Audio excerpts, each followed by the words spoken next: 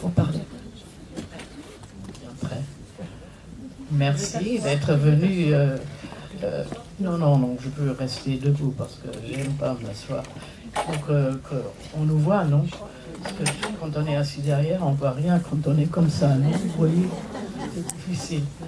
Bon, je suis ravie d'avoir vu ce film parce que quand j'ai vu Annonce, j'ai pas su très bien de quoi il s'agit. Annonce dans le cinéma, c'est les annonces, la publicité, etc. L'annonce qu'un film va être présenté. Mais là, bien sûr, on ne pouvait pas attendre autrement de voir un film très profond et très surprenant. Pour moi, très surprenant. Parce que moi, je suis protestante, donc j'ai pas beaucoup de connaissances de tous ces... de la Bible, oui.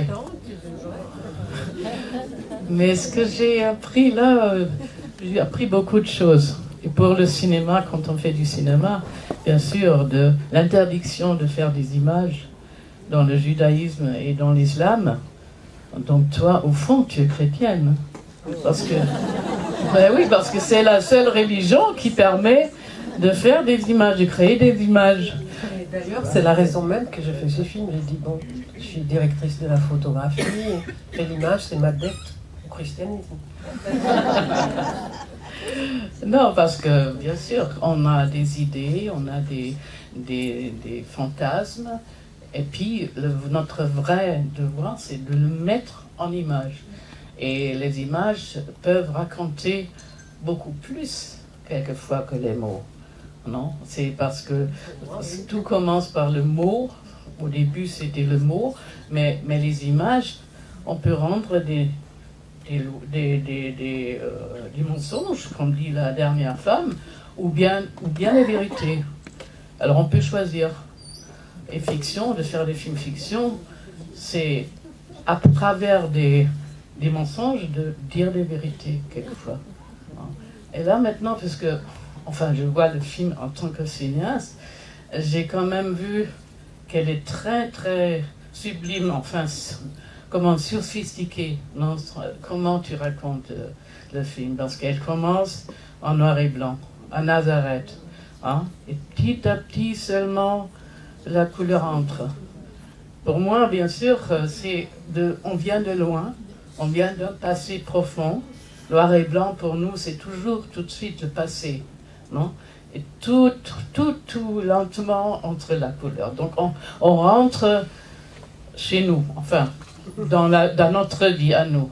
Et maintenant, elle va raconter tout ça des femmes qui vivent maintenant. Hein? Mais là aussi, tu fais la même chose.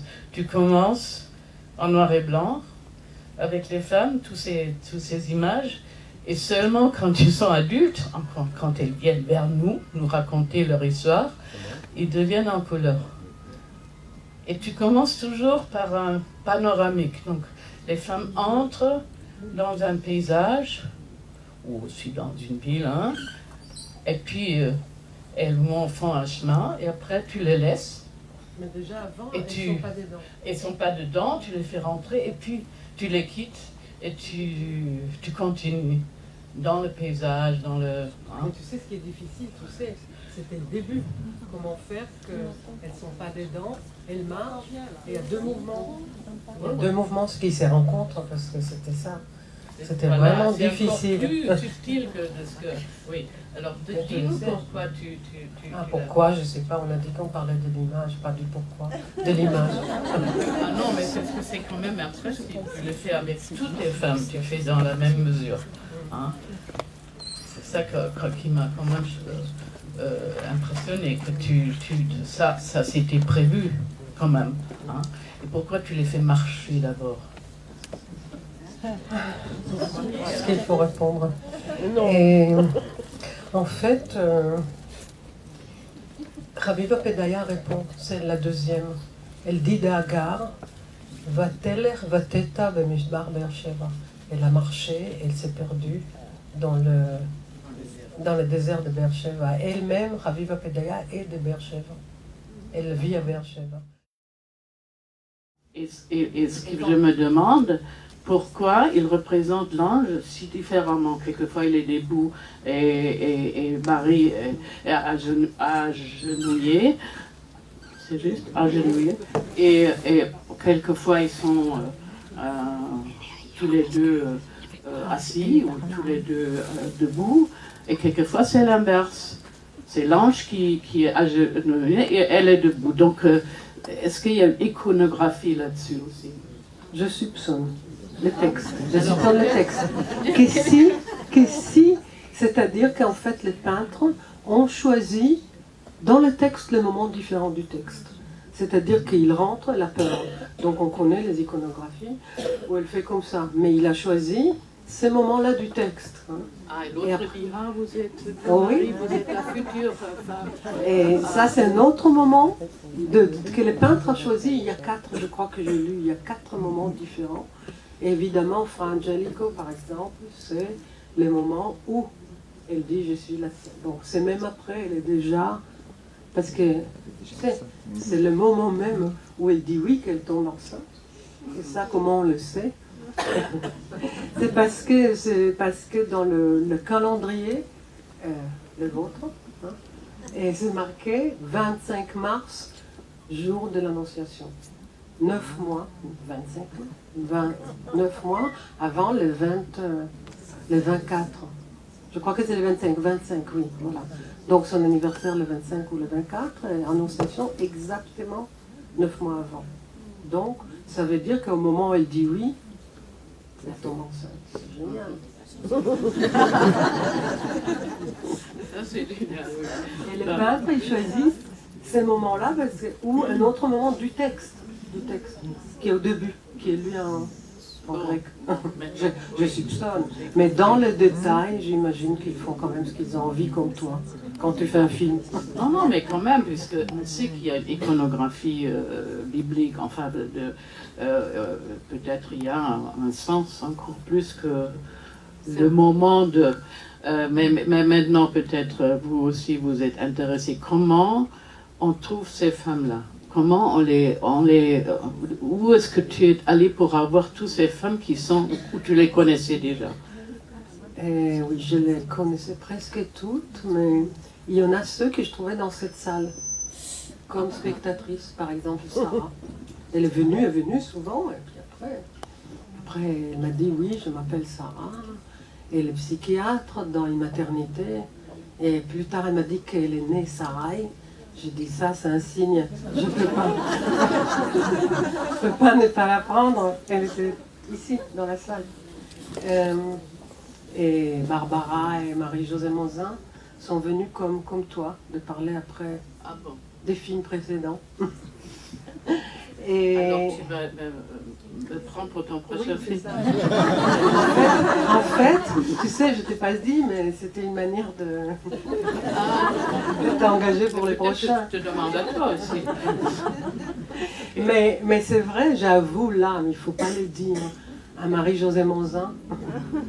Quand je l'ai invitée pour parler sur Traduire, en fait, j'avais prévu qu'elle vient pour les... Donc c'était une manière de la séduire. Ça, c'est une Formidable histoire. Ça, c'est vraiment, ça serait une histoire de mettre vraiment tout un film de fiction sur elle. C'est formidable. Une femme qui dit qu'elle est vierge et qu'elle adopte la fille qu'elle a fait naître. Ça. Moi, je suis. Comment? Voilà, Moïse. Ah, Moïse, oui, voilà, c'est les deux mères, oui. Oui, bien sûr, mais elle a bien trouvé dans la Bible sa défense, quoi. Enfin, ça a son explication à elle. Je dois juste dire parce que il y a un livre, Marie a écrit un livre qui s'appelle La rue des aveugles. Il y a dehors, vous trouvez les petites affiches. Et donc elle a écrit une fiction. Alors si tu veux, comme moi je ne fais pas de fiction, donc il n'y a pas de problème, tu peux demander à Marie si tu peux adopter son livre. Ça serait une bonne idée, non? Pourquoi pas? Non, parce que moi j'ai une sœur qui a été adoptée sans le savoir, etc. Enfin, maintenant, je ne vais pas raconter les annonces dans ma vie, mais c'est pour ça que ça m'a beaucoup intéressé. Mais peut-être il y a vous qui avez des questions aussi, non? Je suppose, normalement, c'est comme ça. Voilà, très très loin. Et là-bas, Anne? Non, parce qu'on enregistre.